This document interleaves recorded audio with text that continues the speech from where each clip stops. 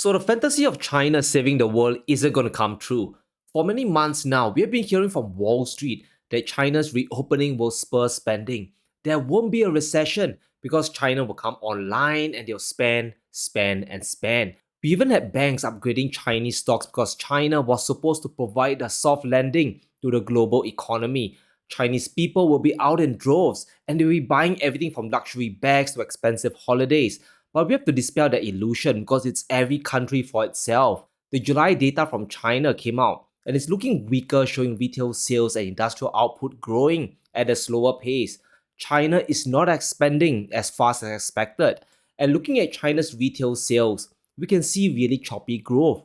It has exploded up to almost 20% after the lockdowns ended and now has dropped down to only 2.5%. And if we zoom out before 2020, growth has traditionally averaged around 8 to 10%. China is growing for sure, but not as much as before. Then you pile on the country garden debacle. China's biggest real estate developer is now facing billions in losses and 200 billion in unpaid supplier bills. So there is a risk of a contagion effect if country garden actually defaults. And what we are seeing is China facing their own set of economic pains, which also means the global economy is in big trouble. Remember all the trips made by the West to Beijing, we had France, we had Germany, and even the United States flying to meet President Xi. And a big part of that was to discuss new trade deals and for China to buy stuff. But because of this slowdown and real estate problems, China doesn't have the bandwidth to play Superman. They can't save the global economy, they can only save themselves. And in this video, we'll go through China's growth, the youth unemployment numbers, and more importantly, why we are edging closer towards a global recession. And remember, this discussion is not about China entering a recession, but why it is not growing fast enough. And if we think about this logically, China is becoming an advanced economy, and it's impossible to maintain a double-digit growth rate forever, especially when the world itself is slowing down. China's annual GDP has actually been doing fine. The latest figure for Q2 came in at 6.3%, with the previous quarter clocking in at 4.5%. It is not fantastic, but it is not horrible as well. But that isn't stopping the big banks from downgrading China's growth forecast, with JP Morgan giving it 4.8% for 2023. Other banks like Barclays have cut it down to 4.5%. In fact, if China doesn't hit a 5% growth rate, it is considered a tragedy and a crisis since Chairman Mao. China's previous growth rates in the 80s and 90s can't be sustained forever. No economy in the world can sustain explosive growth. And you have to understand what is really going on. Wall Street wants China to stimulate their economy because they believe in trickle-down economics, right? The idea is that a rising tide lifts all boats. But what they don't really understand is the Chinese people and their culture. This isn't the Western economies. China has a high savings rate of around 45%.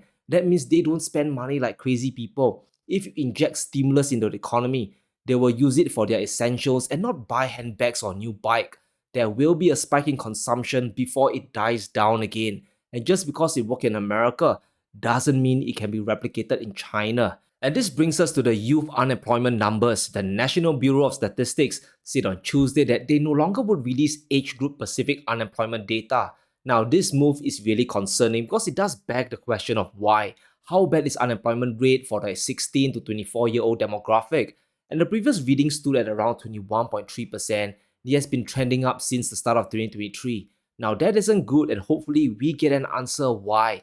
But the fact still remains that having a bigger workforce unemployed means less spending power both domestic and abroad. And if we pile on the country garden saga, we'll see that China has a property crisis they need to solve. And if they don't, there'll be more Evergrandes, there'll be more country gardens in the years to come. Now, real estate has always been an issue in China, and it's not just about having a place to live. If you want to get married and find a partner, you need a house or you won't be seen as stable. So there's a big cultural demand for homes. If you want to build a life or family, you need to buy a property. Now throw in massive urbanization from the government reaping huge revenues from the land leases, and you really understand why property prices flew up in China. In fact, real estate accounts for more than 70% of household wealth in China. So there are a ton of millionaires walking around, but it's all paper wealth for now. And this is a big problem because if property prices come crashing down, households will feel poorer and they will cut spending. So the government has to find a way to solve this. China has cut their key interest rate down by 15 basis points to 2.5% to help spur the economy. They want people to spend more, but to accomplish this, they need to keep property prices stable or at least prevent a huge drop. So far, Country Garden has missed $2 bond payments worth 22.5 million. And the big question is if there'll be a government bailout, will China step in and backstop Country Garden? Because if they do, it will set a bad precedent and then they have to backstop other developers in the future. They will operate on the assumption there's always a bailout waiting around the corner. But if they don't, then more developers could collapse and financing could dry up. Before China imposed the three red lines, which were basically borrowing caps, developers were cowboys. They were borrowing new money to pay back the old. It's basically borrowing money from Peter to pay back Paul, and that allowed them to keep rolling on their debt. Now they can't, and that's a big problem. They have to find a way to pay back the loan somehow, and Country Garden can't just slash prices because it will cause the property market to plunge even further. Now, personally, I don't think the Chinese government will bail out Country Garden directly with a liquidity injection. What's more likely is the PBOC will tell the commercial banks to drop mortgage rates further. Then they could also tell Country Garden's founder to bail out her own company. They did it before with Evergrande. China told their founder to pay off his company's debt using his own money, and it's very likely that history will repeat itself again. What does this mean for the global economy? A recession is virtually unavoidable now. China is now looking inward to defend its own economy, to reverse the slowdown. In a recent meeting, the Politburo pledged to expand domestic consumption by buying big ticket items. Obviously, that means the property market. They will incentivize the locals to pump their money back into Chinese real estate. And the only hammer and nail solution left is to lower interest rates and cut taxes even further. Over the past 4 years, China has lowered the tax burden on their citizens. It has dropped from 17% of GDP to slightly under 14%, which helps to put more money in people's pockets. But there's also a limit to this. If you cut too much, reinvestment into the country won't be possible.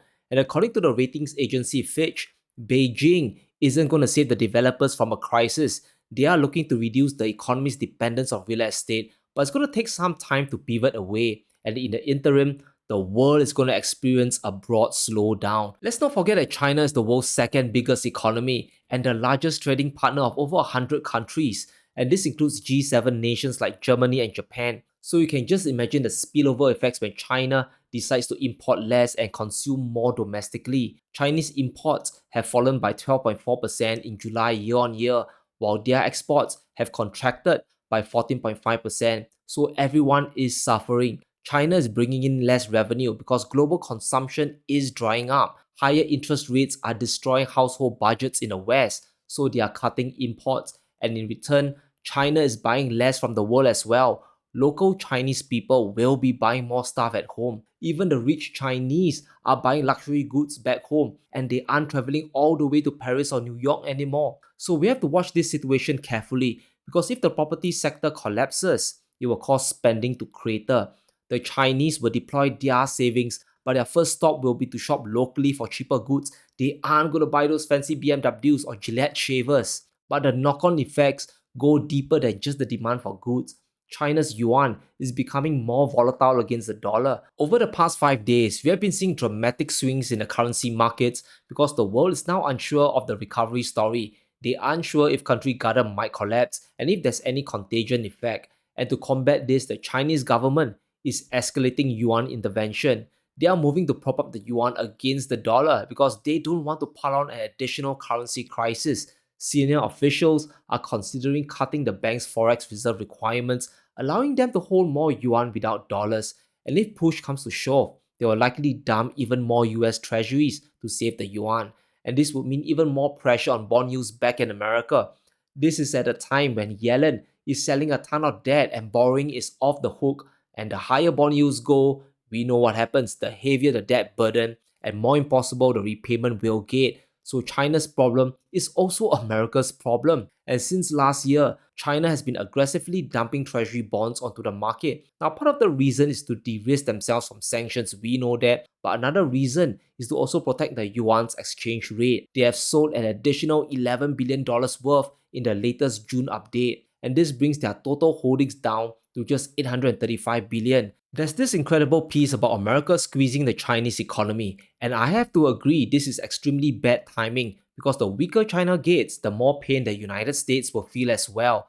There are a ton of knock-on effects that we aren't seeing yet, and the treasury dump is just one of many. China isn't just the world's factory. They are also a huge consumer to many nations, and the slowdown isn't good news. It means global consumption is going to drop and we have to prepare.